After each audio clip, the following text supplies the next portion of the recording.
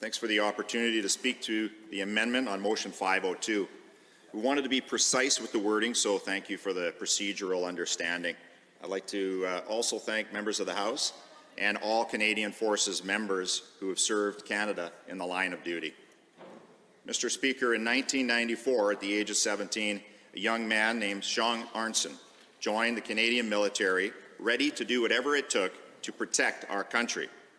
It's incredibly admirable for anyone to join the forces and to do it knowing full well that one day they may pay the ultimate price. Sean and many other soldiers did this for love, honor, and respect of Canada. In February 2002, after 8 years of service, Sean was deployed to Afghanistan, where upon arrival, he and his fellow soldiers were directed to take a weekly dose of an anti-malarial drug called Mefloquine. There were no warnings about the drug or its side effects. He was ordered to take it, and he did. There was no option, it was mandatory. But like many he served with, they trusted that the drug was safe, and as he would tell you, they had much more urgent and fierce things to worry about serving in a war zone with an enemy trying to kill you. An anti-malarial drug was the last of his worries. That said, the effects of the drug were immediate. It began with insomnia. If you did sleep, vivid night terrors, anxiety, and mood swings. But for Sean, were these the effects of Mefloquine or the intense conditions in which he was living? From his perspective at the time, it was hard to know what to attribute these symptoms to. Other soldiers were experiencing similar things, some much worse, including paranoia, hallucinations, panic attacks, and suicidal thoughts. Sean left the Canadian Forces after serving 10 years. He took 33 doses of Mefloquine, and his life, and many others before and after him, was changed forever. You see, Mr. Speaker, Canadian soldiers were used as part of a clinical trial. Mefloquine's first use by CAF, Canadian Armed Forces, was by troops deployed in Somalia in 1992, where industrial quantities of the drug Mefloquine were supplied.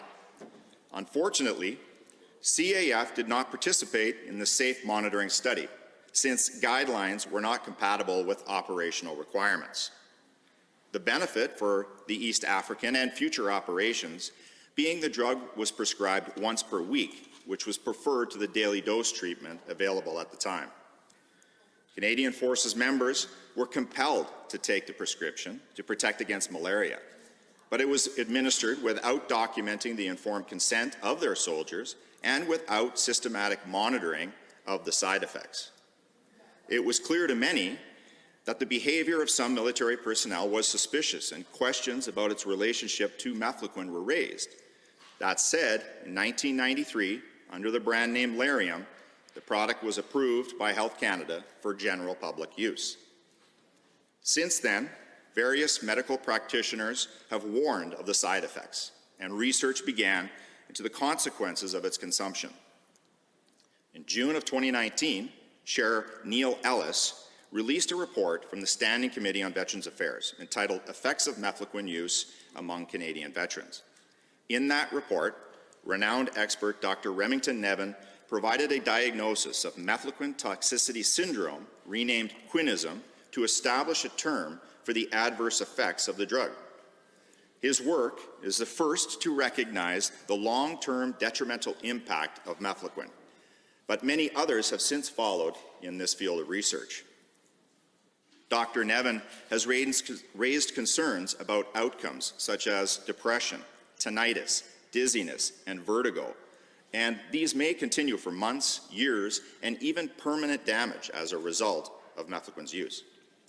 He states that a patient must discontinue use if signs of anxiety, depression, or confusion occur, and that Larium's continued use could potentially lead to more serious events, such as the development of psychiatric and neurologic symptoms leading to potential long-term disability. In 2013, the U.S. Army banned Mefloquine for use by its special forces. In autumn of 2016, the UK military followed suit, as did Australia, after a parliamentary inquiry revealed that Mefloquine can cause permanent side effects and brain damage. From that Australian inquiry, recommendations were made with 14 ailments outlined to have a connection to soldiers and their medical conditions, including cataracts, anxiety, bipolar disorder, depression, seizures, heart block, hearing loss, schizophrenia, suicide, and many other severe responses. Still, the side effects are downplayed, but fortunately, the drug's use has decreased significantly because of its reputation. In 2017, the Canadian Armed Forces stated that Mefloquine will now only be recommended for use if a CAF member requests it.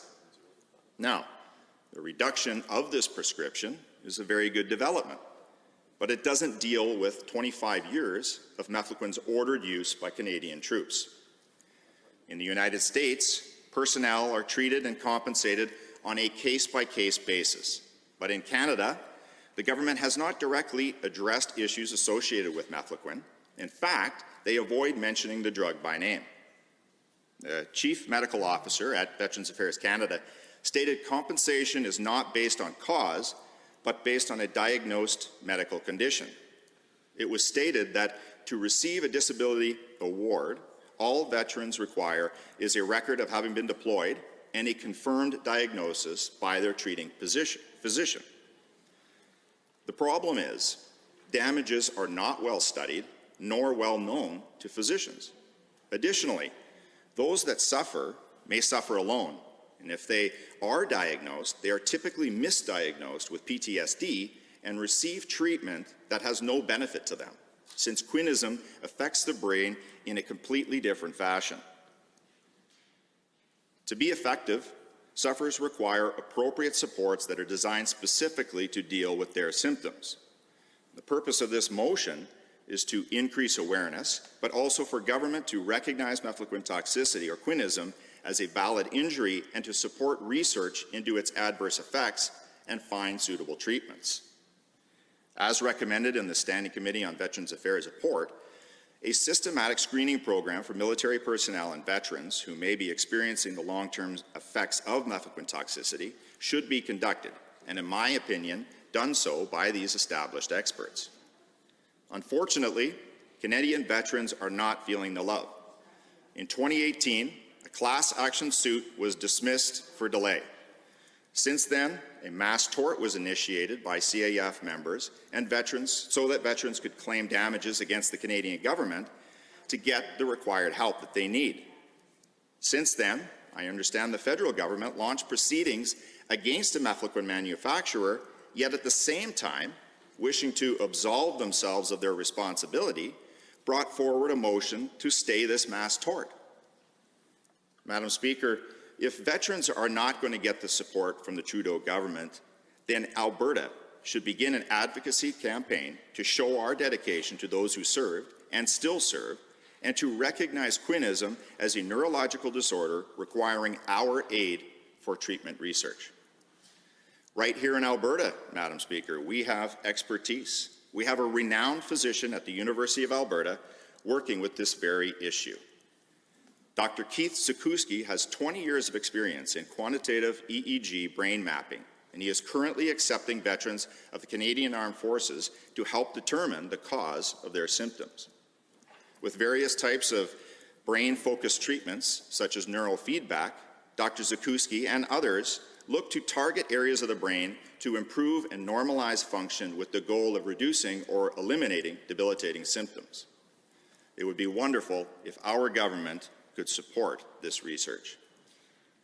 Mr. Speaker, I want to thank the House for the opportunity to bring forward this important motion, and I look forward to hearing from my colleagues to advance this debate with the ultimate goal of helping our constituents and all Canadian veterans who gave so much to us in the line of duty. Thank you, Madam Speaker.